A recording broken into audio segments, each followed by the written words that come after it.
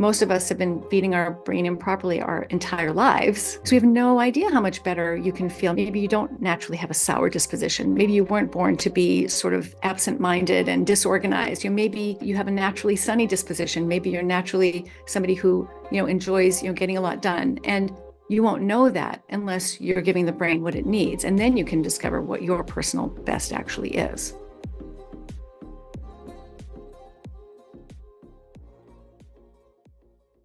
Most of us have been feeding our brain improperly our entire lives.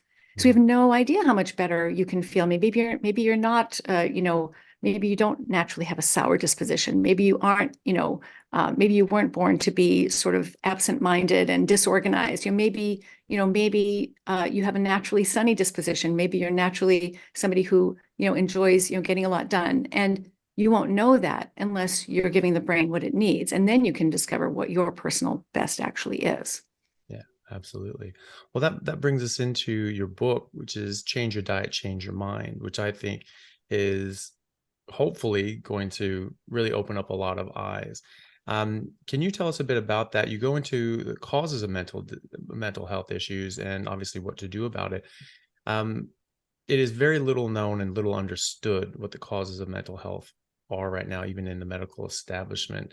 And certainly I wasn't taught any root cause to any of these sorts of issues when I was going through and doing my psychiatry rotations. It was just, here are these problems and we have these pills that can help, and this is their pharmacology and how they act. So you feel like you're doing something scientific and worthwhile, but in fact, it's still very superficial. You're just sort of learning pharmacology as opposed to what is causing this. So what is causing mental health issues and how do we address that? Right. So like you, and I did 4 years of psychiatry residency, and like you, I was taught, that sort of the biopsychosocial model of mental illness. So that mental health problems have biological root causes, chemical imbalances that are to be addressed with medication, and that they have psychosocial root causes, things like trauma and stress and your mother, things like that can be addressed with psychotherapy. So I was trained, as all psychiatrists are, to prescribe medications and to offer psychotherapy. And I practiced that way for 10 years. But we never really stopped to think, well, what is causing these chemical imbalances in the first place? And when patients would ask me, what types of chemical imbalances do I have and which medicines should I try? It was literally guesswork and trial and error. So I'd say, well, I don't have any tests I can offer you that can measure your brain chemicals.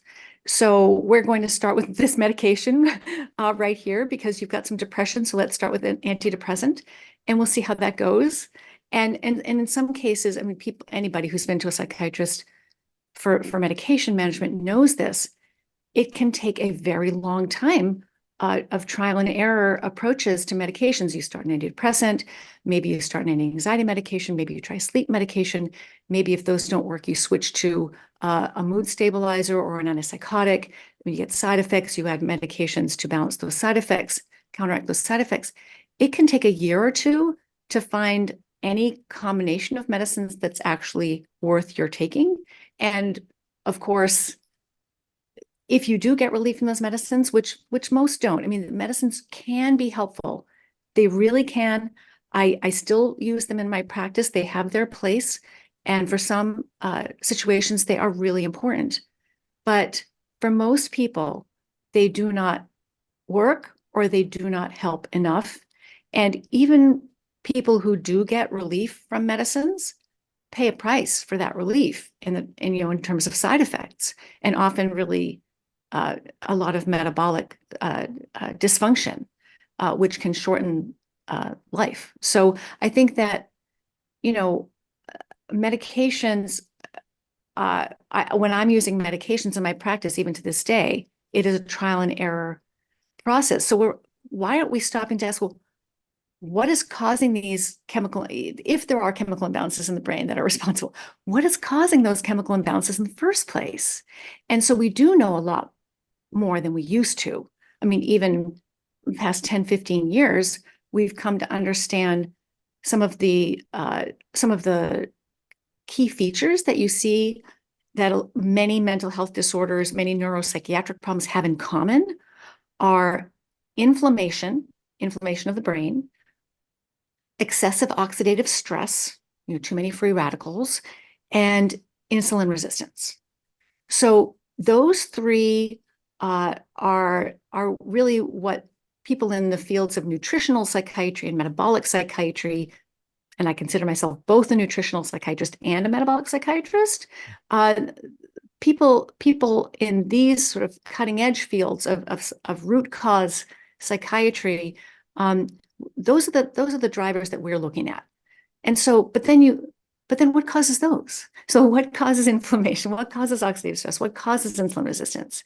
And lo and behold, if you look at the diet that most of us are eating, you can find numerous culprits that there's lots of good science behind this, that if you're eating kind of a standard diet, you are going to have, without question, excessive neuroinflammation, excessive oxidative stress, and insulin resistance. So might the diet have something to do with it? I think so. Yeah. Hey guys, just want to take a second to thank our sponsor, Carnivore Bar. I don't promote many products because honestly, all you need to be healthy is to just eat meat. For those times that you're out hiking, road tripping, or stuck at work and you want a nutritious snack that is just meat, fat, and salt if you want it, the Carnivore Bar is a great option.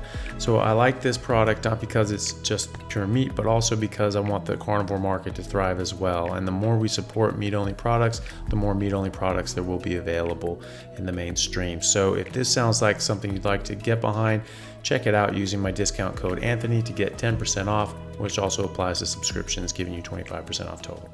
All right, thanks guys.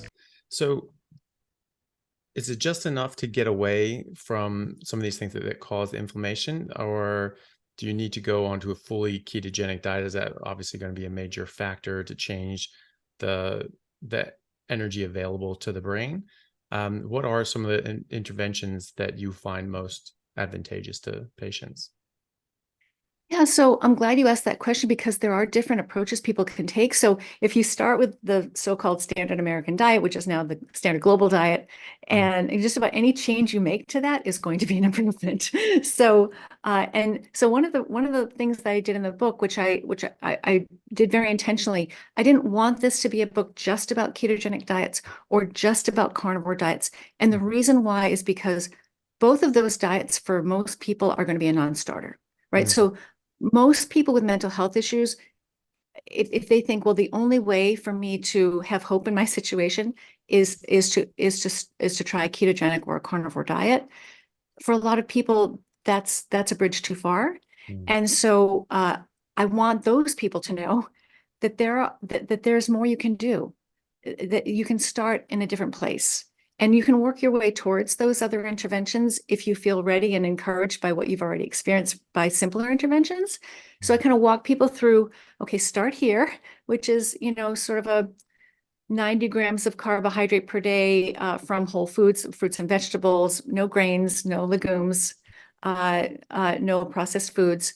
And start there at kind of a lower carbohydrate diet where you still get to have some fruit and starchy vegetables, so you don't have to give those up entirely, and just have sort of a balanced sort of paleo diet that's lower in carbohydrate, and see how that feels. That alone, taking out all the processed foods, all of the modern agricultural staples, and I even recommend taking out dairy for best results, and bringing your glucose levels down by eating, about 2/3 less carbohydrate than most people eat. That alone, especially if you have reasonably good metabolic health, if you're a younger person or athletic, that might be all you need to do to see really good results. But if you're like most of us and have a significant degree of insulin resistance, which now, about 90% of us do, then you may need to go further. You may need to lower your carbohydrate even further or even try a ketogenic diet.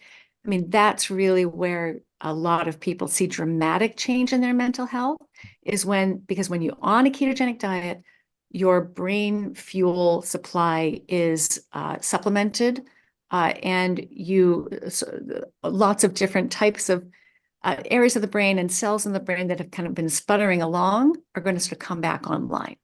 So when you switch to a ketogenic diet, you're kind of fundamentally changing your brain's operating system. And for most people, that's a life-changing experience to experience that transition. Mhm. So, and then I also, of course, and maybe one of the reasons why we're talking is the third diet that I recommend in the book is a carnivore diet, which is usually, depending on how you construct it, is usually naturally ketogenic, Mhm.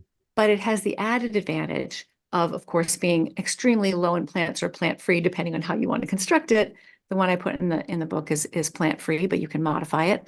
And as you know, this for some people makes a difference, a big difference when ketogenic diets haven't helped very much. Mhm. So there are these different levels of engagement that people can explore.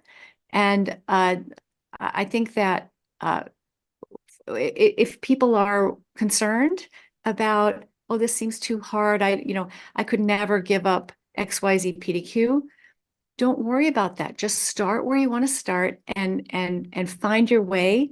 And most what I find in my practice is that most people do want to go further because they're so encouraged when you make changes that actually make sense and that actually have the power to change your brain chemistry, you feel encouraged to move forward. But if all you're doing is sort of sprinkling more blueberries on your oatmeal and you're not feeling any better, of course you're going to feel discouraged about dietary interventions because those interventions don't work.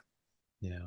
It's interesting you mentioned about how some people are refractory even to a ketogenic diet and then but see improvement when they go to carnivore. I've certainly noticed that in a few of my patients, and I don't treat mental health in general, but I obviously have patients that have mental health issues, Yeah. and it sort of it's everywhere, obviously. And so that's something that sometimes when I'm counseling people, I mention these sorts of things. I mention your work. I mention Dr. Chris Palmer's work, and say, hey, look, this is something that's actually working for people clinically. This isn't just supposition at this point. There's actually quite a lot of evidence to this.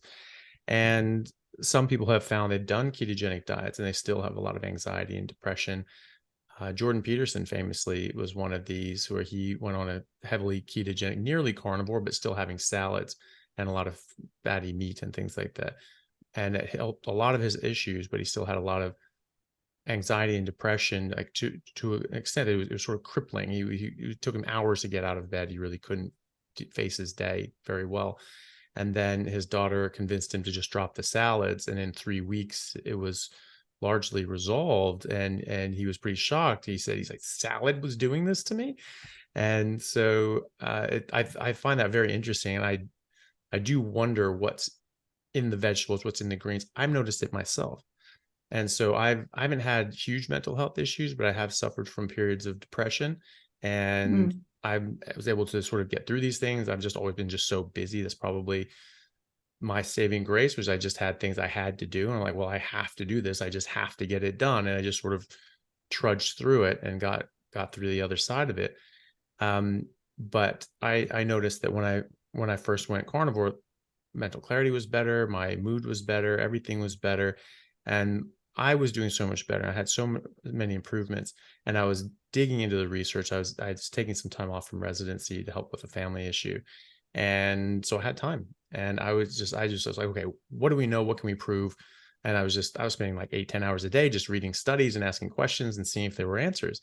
And so it was great. And I was really excited about this. And my family was very interested in this. They're all academics. They all are interested in basically anything interesting. And so they were asking me questions about this. They started getting interested in it. So my parents gave it a try. And at one point, my mom made a roast leg of lamb. And I think she put every single herb that she could find in the county on this thing. It was completely green. It was just a green log. It was just like it was like paper mache with leaves. And I was like, oh, mom, we're not supposed to do, greens and things like that. That they have toxins. You don't want to actually eat those. She's like, no, no, no, no, we're not having sides. It's just the lamb. It's just the lamb. I was like, right, but there's vegetables on the lamb. And she's like, no, no, no, but she just really just thought this didn't count because it's on the meat. And I was like, well, you can tip cocaine in coffee and just say, no, it's just coffee. It's just coffee. I don't do cocaine. And so she ended up doing that, and we had it. And I was a bit miffed, and I didn't really want to eat it, but I didn't want to be rude. And I was a bit self-conscious. And I was like, do I scrape it off? And I was like, oh, that would look weird. And so I just said, let's just eat. Let's just see what happens, and see what the effects are. Just run a little experiment. And I just started getting a bit more upset and a bit more disgruntled about the things that were being said at the table. I started losing my temper a bit. I started getting a bit agitated and quite upset. And I remember being quite upset. And I remember leaving the table at the end of that, going down to the room I was staying in when I was visiting my parents. And I was absolutely beside myself. I was so upset. I was over it.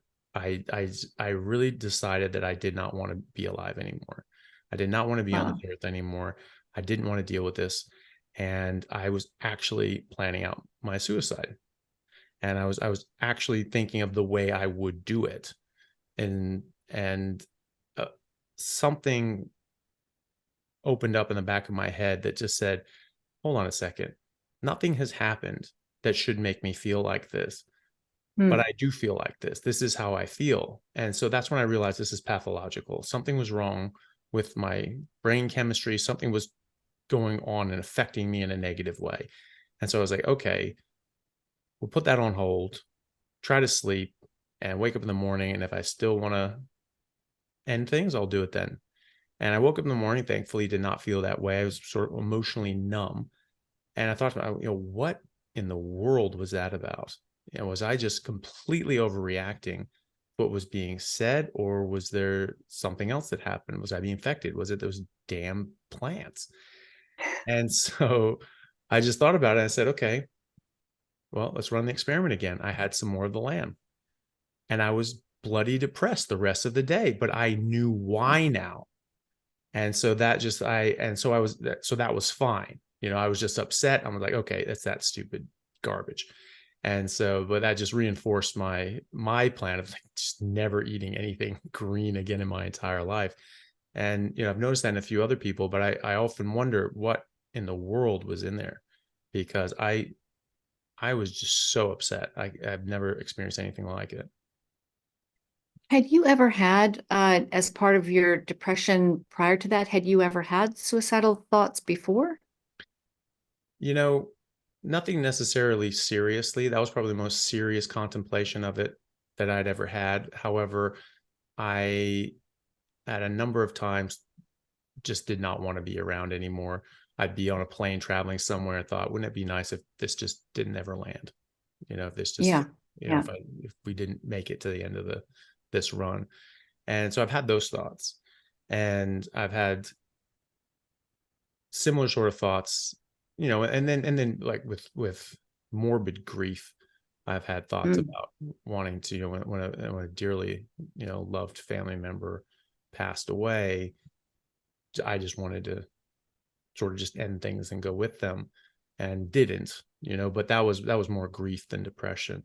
But this time, I think it was far more real. It was far more visceral. And I mean, I was actually planning it out, and I was like, this is how I'm going to do it.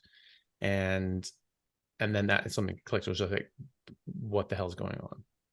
There wasn't, the family member didn't die, something horrible didn't happen, I didn't just lose my life savings in the stock exchange. This is not right. you know What's interesting to me, many interesting things to me about that experience, which is a horrifying experience, and that I'm sorry you had to go through. But I'm glad that you had the presence of mind to think, wait a minute, this doesn't make sense. But what I find interesting about that, is that you had feelings along those lines before, but never to this degree of intensity. Mm. And so, what I've noticed myself in my own practice and in my own personal experience is that when people are pure carnivore, completely plant-free, and I did that myself, for 8.5 months a while back, with only meat, seafood, poultry, water, no tea, no coffee, no spices, and salt, right? So I did 8.5 months, never felt better in my entire life. But I was in a situation where I was traveling to speak at a conference in Mexico, and I didn't have total control over my Mm. food. So I had something, I had like some sort of, as similar to your experience. I had some chicken, but it had some herbs on it, or it had been soaked in something. Who knows, what it was? I don't remember anymore, but it had some sort of an herb coating.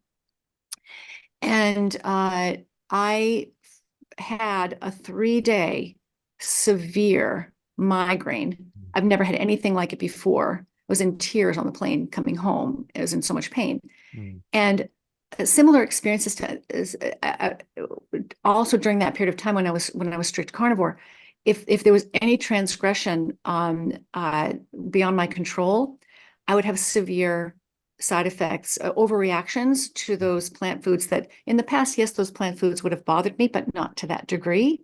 And so I do find it interesting when people have these very severe, exaggerated responses along the lines of things that, I mean, I'd had migraines before, but nothing like that. Mhm. So I think that speaks to, and perhaps the fact that when you stop eating plants, completely stop eating plants, that some of the systems in your body that haven't been used for a while to detoxify those plants have gone quiet. Mm. And so I wonder what you think about that. I mean, that's just a theory or hypothesis that I have that sort of makes sense in my mind. But how do you put it together? How do you think about that experience, from the way that you think about plant versus animal foods and how they can affect us? I totally agree. I mean, these are toxins, and we get tolerance towards toxins. And just like if you drink Yeah, alcohol every day or every week, you'll build up a right. tolerance. And if you stop drinking for a while and you try to drink the same amount, you're going to know about it. And so I think that will give a much larger, more exaggerated response if you have this out of your system, because your body's just not used to it and you don't have a tolerance built up, which, is it, I mean, you may not want that big exaggerated response, but at the same time, is it better to get the exaggerated response from drinking alcohol, or is it better to, infrequently, once every 2 years, or is it better to have low grade exposure to this toxin, that's actually could potentially cause chronic disease and build up and inflammation and all that sort of stuff. So I still like the abstinence side of things. I still like feeling better all the time. Right. And if, some plants get in my system, I at least know about it. I just know why that's going to bother me. It didn't blindside me like it did that night. I mean, the next day I was severely upset, but Mm-hmm. I knew why, and that was okay. And so I could just go and do other things and not be around people to be a grouch at them and cause problems. I think the other thing too is that we get used to feeling so good that the contrast is quite noticeable when Yes. we go back to that, and it's just this stark, like, what the hell is going on here? And I think the combination of those two things, the lack of tolerance and the stark contrast, is quite shocking sometimes. And so if you've got any oxidative stress going on in your body, that's going to oxidize the linoleic acid, and then that leads to a chain reaction of further oxidative stress. So it itself is becoming more and more oxidized, as are the molecules around it. So you get this chain reaction of oxidative stress, free radicals running amok. Think of them as like little bulls in a china shop, and randomly damaging everything they bump into.